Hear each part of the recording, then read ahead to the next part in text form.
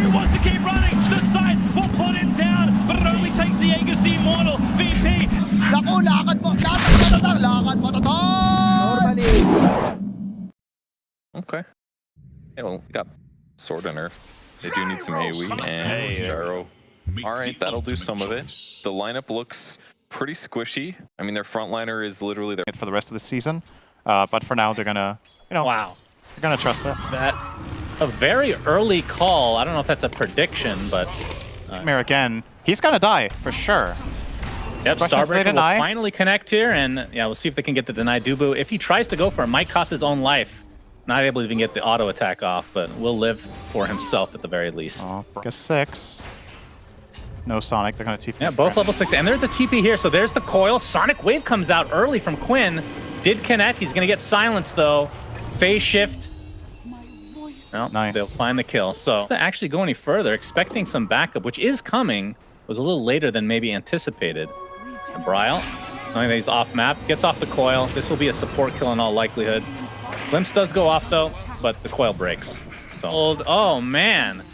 Not sure where he was going. I guess it would probably be mid lane. He was connecting. Moonmeander stuck inside the kinetic field. Looks like Dubu's attempting to TP out in the meantime as well in the bot lane.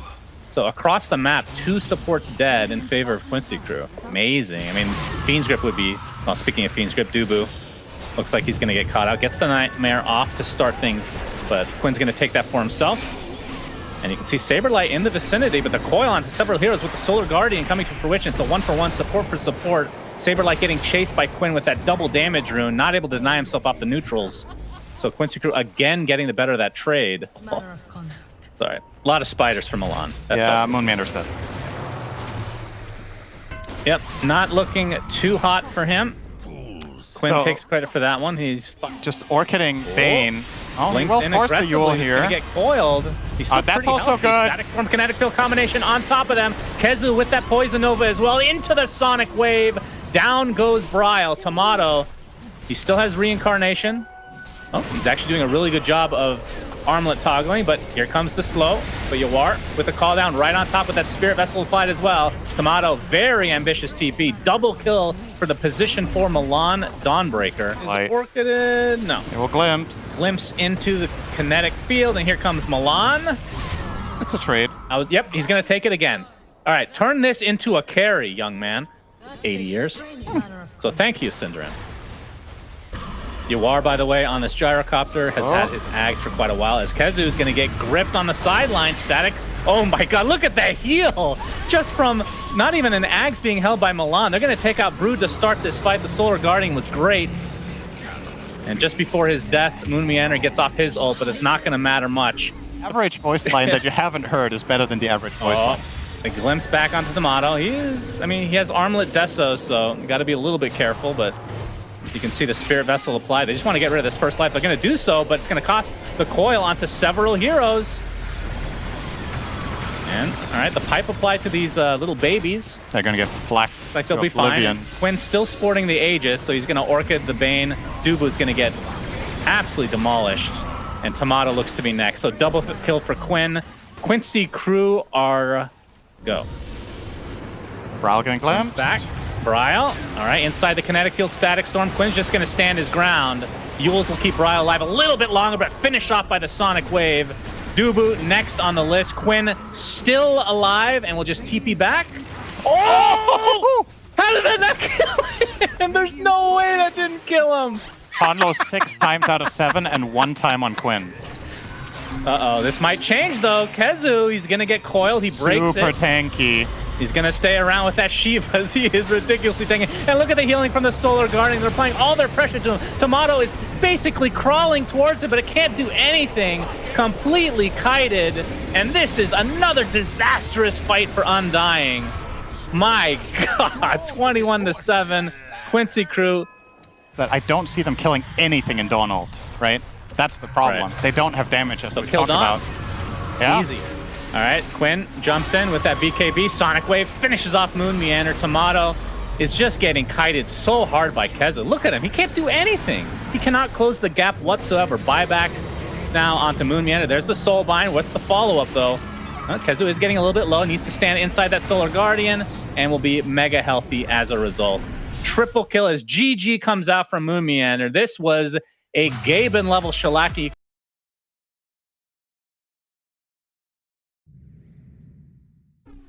Puck. Who will enforce your will upon the battlefield today? Or Puck versus Bat rather. Attempting to snipe the rune there. Missed Impale though, but it's not going to matter. Undying will still get that rune, but a lot of damage being applied to SaberLight right now. And Ponlo with that battery assault, one of the most fearsome abilities to go up against, as Dubu looks to be taking the most of this damage, and that means first blood the way. Now Milan can pull this into the hard camp. How handy. SaberLight's also in is trouble. Extremely low, yeah, and the hammer is still available. He's going to use it, and that should be enough to catch up. So Milan not only getting that kill, but now can take a couple of creeps to boot. So I don't even think you... If you answered this, I wasn't listening, which is definitely a like real possibility. Which SaberLight is dead. Yep, gonna connect on all 3 Starbreakers, and down he goes again. So this lane is going really well for Quincy Crew, but tech issue if you'd like. We're having a tech issue. Up top lane, Bryle. Oh my god, that looked weird. That was an Impale into the Flame Break, and that's going to be a really easy kill for Undying. Into the lasso as well. Quinn has arrived, has the coil. Doing a good amount of damage. Gets the Nyx Assassin and the Beast. It's going to be a trade of sorts, though. 2 for 2. Each respective mid laner lives. Bryle, hammer was already used from Milan, and he's basically going to get soloed here potentially. Flame Break into the TP, but looks like he's going to burn to the ground. Quinn has that haste rune, but not able to really help his comrade out too much. They can definitely fight here if they want. There's the roar. It's going to be applied just to Ponlo, though. Quinn, again, I was wondering where they're going to go with this. The coil's just going to be on the solo Beastmaster for now. Illusory Orb to follow. Here comes the waveform. Huge damage from Tomato. The heal's coming through, though, from the Dawnbreaker. Not going to be enough to save. 4-0 Clockwork, so Ponlo dead. Quinn, nice dodge. Will be getting out. Where immediately. And a nice setup kill, like you said, onto Quinn. They lasso him into the grip. And I think at the time Moonmander was also blocking hookshot with the Nyx, so they couldn't stop the grip. Top lane, there is the coil. Milan comes in with a successful Starbreaker. Did they have enough damage to actually finish the job, though? SaberLight ticking down a little bit low. Kezu misses the Crypt Swarm, but all is well. Not worth the very even game. Quinn, again, solos. Solo Dream Coils, the Beastmaster, so SaberLight looks to be dead. Starbreaker onto the crease, but here comes the lasso from afar, and they're actually going to blow up poor Kezu instead.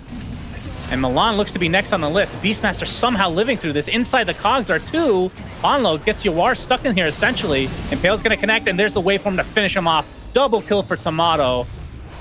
And now Quinn attempting to get out. Has his Blink Dagger up, and should be fine now. Moon Meander going in, has his Spike Carapace available. Gets silenced off the bat. There's the hookshot's going to connect on Dubu to start things off, but there's the E-Blade used on the clock where he's going to take out of the fight pretty much immediately. Kizu in the meantime, lasso to the other side of the fight, and he will actually stay alive for now, but dies shortly after. It's a 2-for-1 to start as Undying now tries to get out of dodge. Moon Meander. Oh, good Carapace. Spike Carapace. Beautiful timing into the Adaptive Strike and the waveform. Right-click down by Tomato. Milan successfully gets off his ult, but really to no avail. He will TP out at the very least, but this means Roshan is ripe for the picking. Play it safe. Yeah, playing it safe as there's another Spike Carapace setting up for the Milan potential kill. Oh, we have a they hook got shot. Kezu again. See the lasso already applied to Kezu. Buyback from Dawnbreaker coming in with that Solar Guardian. Actually healing a decent amount. Kezu gets roared up inside that BKB, but they have found poor old Yawar. Down he goes. Kezu looks to be next. And these cores are just not able to withstand the pressure of Undying right now. Don't want to use it yet? All right, where's the Morphling?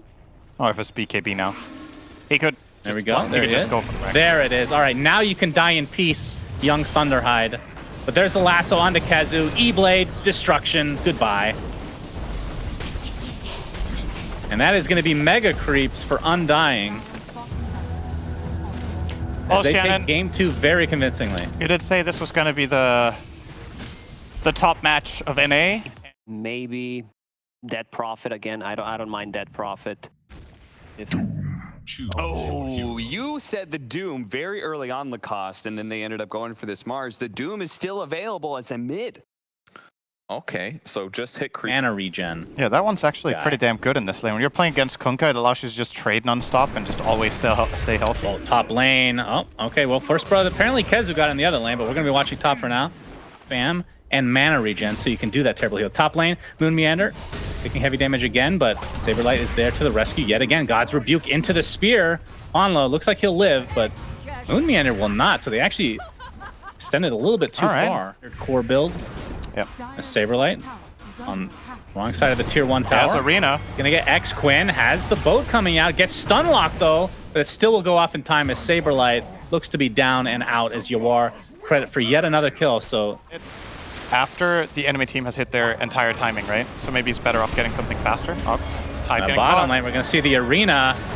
Heavy damage on the Kezu. He's gonna get off the Ravage just in time. It's gonna cost him his life, but it's a double kill for Quinn. 2-for-1 special. Range.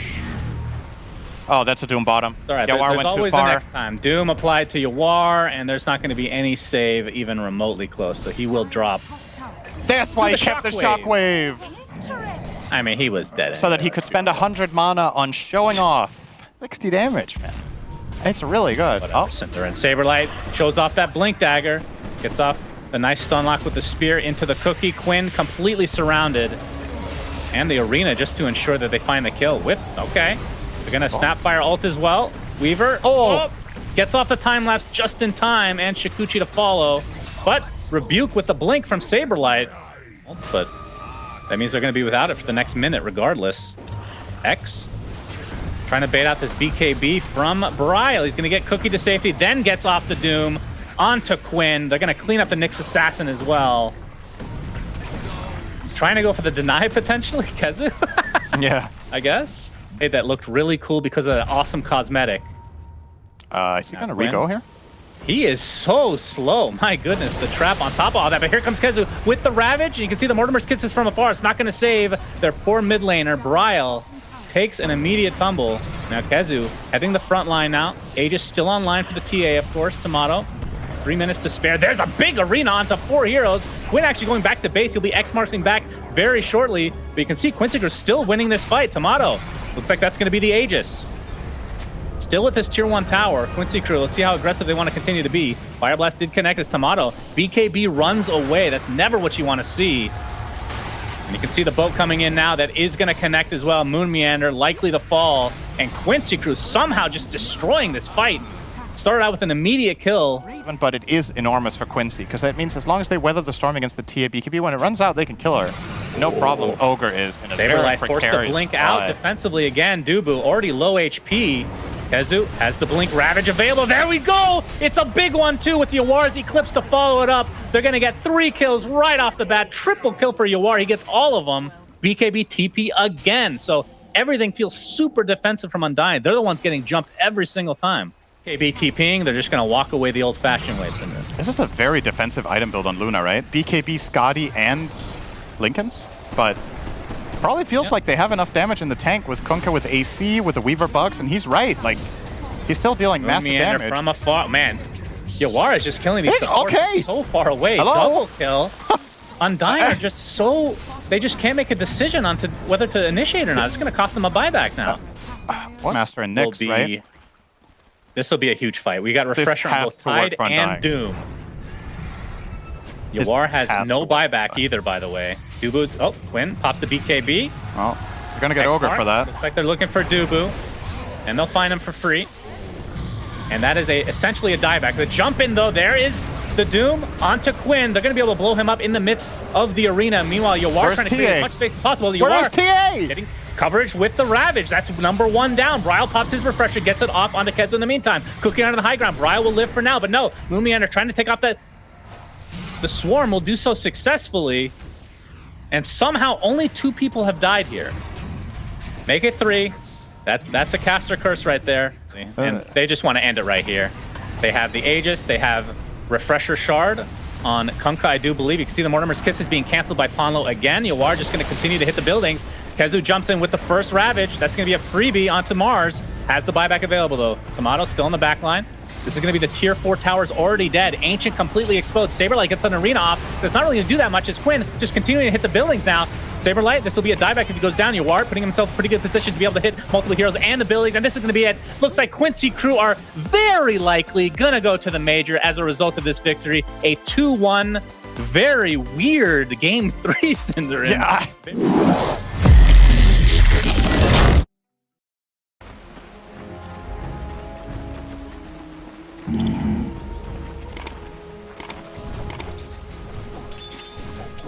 Right.